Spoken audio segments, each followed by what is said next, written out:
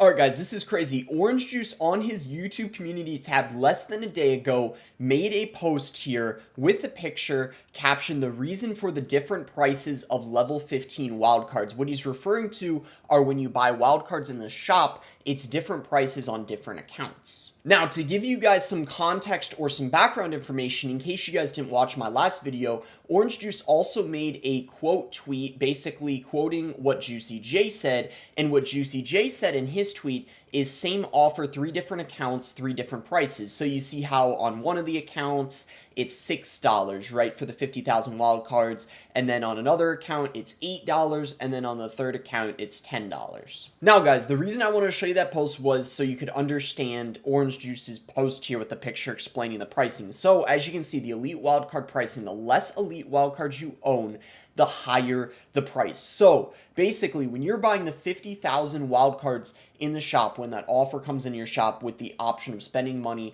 to buy them, if you own 1 to 7 elite wildcards, or I guess 0, the cost is $10. However, if you own 8 to 15, the cost is only $8, and then it keeps going lower and lower. So if you owe 16 to 23 elite wildcards, then it's only $6, and then if you own 24 or more, then it's only $5. You can see here in the comments, I still don't think this justifies different pricing for the same item, honestly. Supercell devs, okay, elite wildcards and level 15 make the community very mad, and we'll lose some players, but it makes us more money. Supercell's head devs do it. So basically, the rich gets richer. Yeah, that's probably the best way to explain it. So literally, if you're a whale in this game, and you're able to spend a lot of money, you just get benefit for that, right? You get the benefit of spending money, you just get cheaper stuff. And then if you're someone who can't spend a lot, then you just have to pay a lot more. And I feel like that doesn't make any sense, because the people who aren't spending a lot, how are they going to be encouraged to ever spend money if they keep getting hit with that expensive $10 amount? I feel like it really should be the opposite, if anything, or it should be the same price for everyone. That would be the most fair, in my opinion. And this exact post is the exact reason why their pricing makes 0 sense, and if anything, it should be the opposite. I'll explain to you guys why it should be the opposite, but it really should be self-explanatory. So as you guys can see, this guy said, why did I get the most expensive version of this shop offer? I'm 100% free to play, so there's no reason for it to be that high. So in other words, this guy's free to play, and they're charging him $10 for 50,000 elite wildcards. Do you really think he's going to buy that as a free-to-play player? If anything, they should be giving the free-to-play players the $5 option, because then maybe there's a slim chance they'll actually spend money for the first time, instead of them being like hesitant to spend money for the first time because of the offer being too high. Whereas when it's the whales, it's like you should have it be more because they're more likely to spend the money. So it just all doesn't really make any sense to me. And do you guys remember this post? I believe I already showed this post, but trust me, there's a reason why I'm showing you guys, so it'll make sense the second post. This used to say a common card can be stronger than an epic card if placed correctly. Just wow. And now it says, the tip says a common card can be stronger than an epic card if its level is higher. Now guys, there's this new post from 2 days ago, caption this. They changed it and it's not better. Let's see what the tip says now.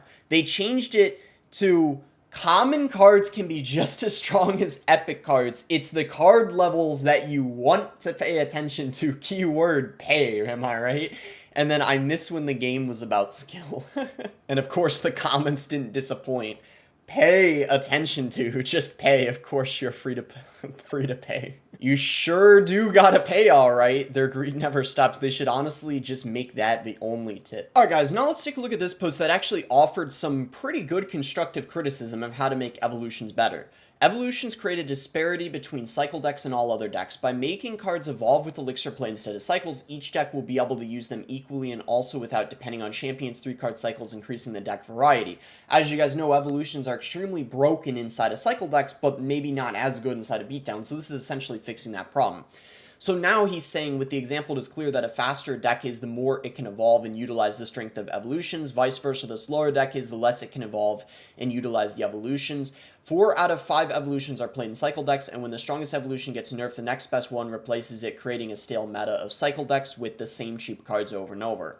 However, what he's proposing is saying by evolving cards with the elixir played, everyone will be able to evolve at approximately the same speed with no difference between fast and slow cycles, or if there's a champion for 3-card cycles or not. So what he's saying is make the evolutions, maybe they need 30 elixir before you're able to play them again, instead of it being like, oh, you need 2 cycles or 1 cycle or 3, whatever it is. And I honestly really like this idea. But sure enough, kind of like a lot of good ideas people propose, like this guy said, this sounds good, but it'll be harder now for them to force people to upgrade their champions, meaning less revenue. So forget about that. If you want something to be implemented, think of something that's going to be pay to win.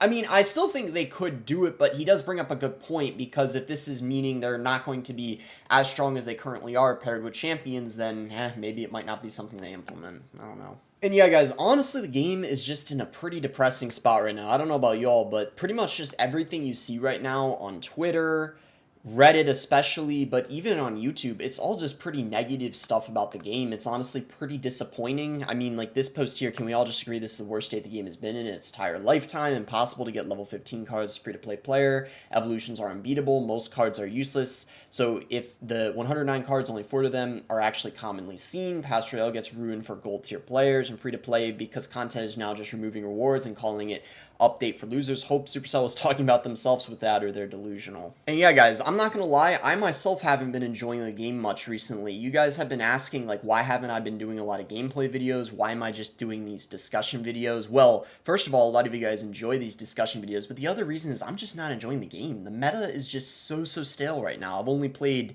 14 games in the past week. This is probably the least I've pretty much ever played in the history of the game. I'm just not having fun playing like I used to. And I think part of the reason is because there's all this like negativity right now. And when other people aren't enjoying the game, it's hard for me to enjoy the game myself. And yeah, guys, this post basically sums it up perfectly of why the meta is boring. I don't know about y'all on, you know, maybe mid ladder or below top ladder, but on top ladder right now, this is literally the meta. It's just these 3 decks and it's rock, paper, scissors. The RG deck counters that minor wall breaker cycle deck going around right now. The minor wall breaker deck counters the lava deck, and the lava deck counters RG. So it's like these 3 decks, and it's like they all counter each other. So it's just all rock, paper, scissors, literally. And yeah, guys, this is also the other thing that's really, I just think, really triggering and like aggravating for other players too. So the meta is as stale as it is, and we still haven't gotten the finalized balances yet. And I normally wouldn't complain about this type of thing, but guys, the finalized balances usually come like 2 or 3 days after the work in progress.